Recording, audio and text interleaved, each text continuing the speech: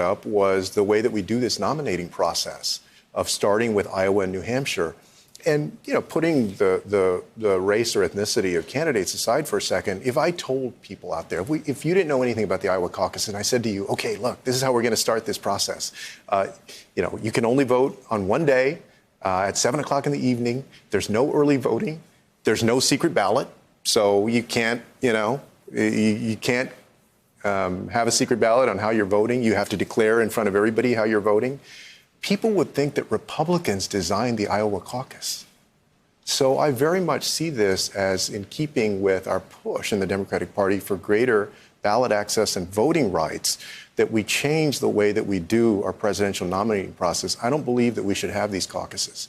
And I also know that our country has changed a lot since 1972, when the Iowa caucus was started. Are you saying that the caucus process itself is inherently sort of small c conservative, or that it is the caucus process is inherently unfair to specific types of candidates or types of campaigns? I think all of the above. For instance, people with disabilities have complained for a while about the lack of accessibility at the Iowa caucuses. Shift workers, somebody who has to work at 7 o'clock at night and can't just take off that day. I mean, they have said, you know, how about early voting or some way to vote by mail? That doesn't exist. In addition to that, the fact that you start your nominating process in two states that are some of the whitest states that lack people of color. I mean, it is very ironic that we keep telling black women, you're our saviors. You helped us win Alabama. You helped the governor win re-election in Louisiana. You're our key to 2020.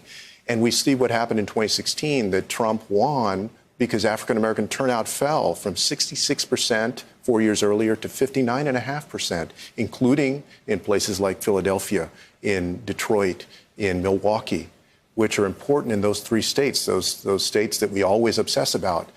And at the same time, you start your nominating process in two states that hardly have any black women, any black people at all.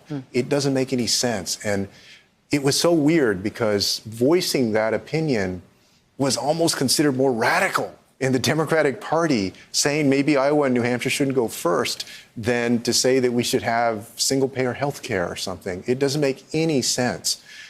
It's time for us to grow up as Democrats and to be willing to look at our own house.